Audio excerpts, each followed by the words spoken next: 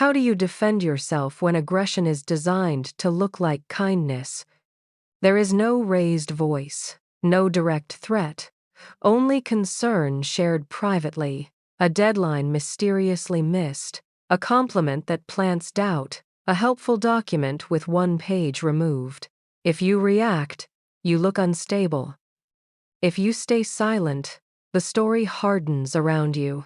At 7:04 on Monday morning, Maya received a message from a reporter asking whether she had used the North Star controversy to force Lumen's founder out. Attached were 3 of her private messages. All genuine, none complete.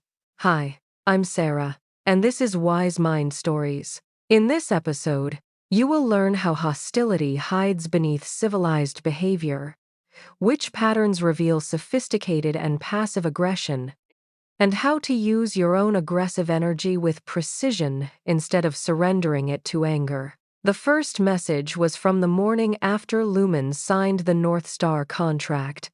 Adrian will not change until the cost becomes personal. The second was from Maya's conversation with Lena before the board proposal.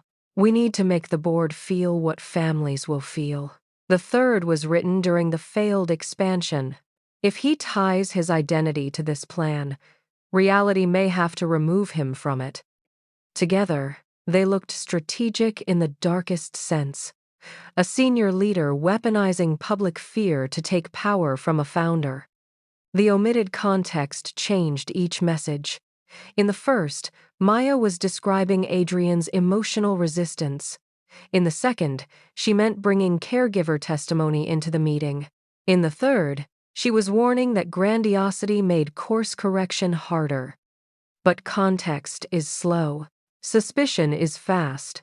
The reporter gave Lumen 6 hours to respond. At 7:11, Theo messaged Maya. I just heard. This is ugly. I may be able to identify where the messages came from. Call me. Maya stared at the screen. Robert Greene's law of aggression rejects a comforting myth. Civilized surfaces do not eliminate hostility. People carry frustration, competition, resentment, and a desire for control. Most express these energies within ordinary limits. Some turn them into chronic aggression while preserving a friendly or righteous facade. The sophisticated aggressor does not necessarily look angry. They may look calm, visionary, injured, or morally compelled. They often create a narrative in which every act of domination is protection, reform, efficiency, or justice. Their opponents become obstacles to a greater good.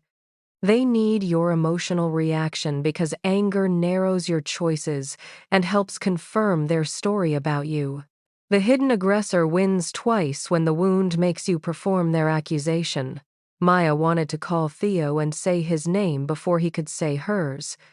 She wanted to forward every message he had sent Ben.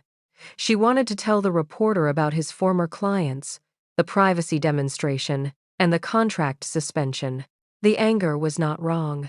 Its first strategy was, Greene advises looking for patterns. Chronic aggressors often accumulate an unusual number of enemies, each explained away through the same self-serving story. They present themselves as crusaders, exceptional figures forced to break rules because ordinary people lack courage. They show an obsessive need to control circumstances and information. Theo's story remained consistent. Compliance people were afraid. Product people lacked scale. Founders lost courage. Analysts misunderstood. He was always the person willing to do what growth required. Maya's legal team traced the screenshots. They had been captured from a temporary collaboration account created during Theo's contract. The account should have been closed. An administrator had missed it during suspension. That did not prove Theo sent them. It established access. At 9, Theo called Adrian. At 9:20, Adrian sent the board a message asking for an independent review of Maya's role in his departure. Theo had not accused her publicly. He had helped the right people become curious. Passive aggression operates through deniability. Greene describes several recurring strategies: subtle superiority that provokes irritation, sympathy used to create obligation, dependency that repeatedly fails at crucial moments, insinuations that plant doubt, blame shifting, and passive tyranny in which another person's refusal to act controls the entire environment. The counter begins with early recognition and emotional distance. Do not argue with every insinuation. Do not allow the aggressor to decide the timing and shape of your response. Document behavior. Reduce dependency. Make the pattern visible without exaggerating it. Maya answered the reporter with the full threads, the dates, the data trust minutes, and a statement acknowledging that the isolated phrases sounded troubling. She did not accuse Theo. She requested that the reporter include the complete context or omit the messages. Then she called him. "I assume this is recorded," Maya said. Theo laughed. "Should it be?" "Everything related to Lumen should be. I offered to help you." "Then help. Send the acquisition documents and identify their source." "You are making this adversarial." "It is adversarial. I am making it explicit." There was a pause. Theo changed strategy. "Adrian is devastated. You may not realize how this looked from outside. A founder makes one aggressive bet, the team loses nerve, and the person who opposed him inherits control. The description contained enough truth to hurt. That was why it was useful. Maya had opposed Adrian. She had inherited authority. Part of her had wanted more influence. The shadow work from episode 7 did not make the accusation false. It prevented the accusation from owning the entire truth. "The board should examine my decisions," Maya said. "It will also examine access to the collaboration account, your messages to Ben, your communications with the acquisition target, and the similar disputes at your previous clients. I will not negotiate that scope privately." Theo's warmth disappeared. "Be careful. You have more to lose now." The threat was the first honest sentence in the call. Greene uses John D. Rockefeller as a study in sophisticated aggression, calm, disciplined, often framed by respectability and order, yet relentless in creating advantage and pressuring competitors. The force did not need theatrical rage. It operated through patience, leverage, information, and the ability to make resistance costly. The protective lesson is not to imitate every ruthless tactic. It is to stop assuming aggression announces itself with aggression's face. Maya also had to confront her own assertive energy. Greene argues that aggression can be channeled into ambition, persistence, fearlessness, and anger directed at a specific reality. Repression makes the energy leak. Reactivity hands it to the opponent. Controlled aggression gives it a defined target and proportion. Anger becomes power when it stops asking for an explosion and accepts a job. Maya's anger received 4 jobs. Preserve the evidence. Close the access failure. Protect employees who might be pressured. Require one independent process for every allegation, including those against her. The review found that Theo had downloaded message archives 2 days before his suspension. It also found that Adrian had continued communicating with him about the acquisition despite the suspension. There was no evidence Maya engineered Adrian's removal. There was evidence that Lumen's access controls and founder governance had failed. The reporter published a story about internal conflict and weak controls. It was not flattering. It was also not the story Theo had designed.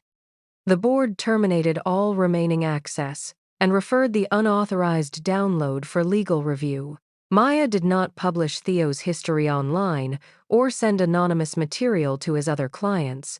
Controlled aggression is not passivity. It is force bounded by purpose. The emotional cost did not disappear. Search results now connected Maya's name to executive conflict. Several employees wondered whether her leadership was temporary. Adrian sent no apology. Theo moved on without confessing. And at home, Daniel reminded her of a truth no professional victory could settle. "I am proud of how you handled it," he said. "But surviving a crisis well does not repair what life was like before the crisis." Maya nodded. She had hoped growth would make reunion automatic. Daniel needed repeated safety, not a heroic episode. That evening, Victor called while Maya was finishing the review. His words sounded thick. "Dad?" There was a noise. Then the phone struck the floor. Every professional threat vanished from scale. During the review, Maya met one of Theo's former colleagues. The woman described a cycle that had repeated across 4 years. Theo entered as a rescuer. He found a real weakness, named it more clearly than anyone else, and became indispensable to solving it. Then he concentrated information around himself. People who questioned his methods were recast as defenders of the weakness. When the system broke, he was already positioned as the person who had warned everyone. The pattern explained why direct combat often failed. A chronic aggressor may have more practice in conflict, fewer limits, and a story prepared for your reaction. Greene advises becoming strategic. Identify leverage, make a contest costlier than expected, and expose contradictions in the aggressor's narrative. For Maya, the contradiction was simple. Theo presented himself as the guardian of accountability, while repeatedly keeping authority ambiguous. She did not need to prove his inner motive. She needed to make ambiguity impossible. Every future request required a named owner. Every exception required a written rationale. Every external advisor received limited access with automatic expiration. These controls did more than punish one person. They removed the environment his pattern needed. There is an important caution here. Once we learn the language of aggression, we can begin seeing enemies everywhere. A forgotten email is not automatically sabotage. Awkward praise is not always envy. A boundary we dislike is not necessarily domination. Return to pattern, proportion, and evidence. Human nature should improve observation, not feed suspicion. Maya also wrote a private limit for herself. She would not use Lumen's investigation to control Theo's future beyond what safety and law required. The desire to make him unable to hurt anyone again sounded noble. It also contained the grandiose fantasy of managing every future consequence. Bounded force required accepting what she could not control. The practice for today is pattern, proof, boundary. When you suspect passive aggression, write 3 lines. Pattern. What repeated behavior, not guessed motive, are you observing? Proof. What dates, messages, commitments, or consequences can be verified? Boundary. What will you do if the behavior occurs again? Keep the boundary inside your control, not, "You must respect me." Instead, if decisions continue outside the agreed channel, I will document them and leave the project. Do not use the exercise to build a case from one ambiguous moment. The purpose is clarity, not paranoia. I'm Sarah, and this is Wise Mind Stories. Subscribe and join us for the final episode. Maya has learned to manage the danger in a room, a group, and an opponent. Now she is driving toward a hospital, calling her father's name into a phone that no one is answering. The final law will ask a question no strategy can defeat. What becomes important when time stops pretending to be unlimited? Next episode teaser.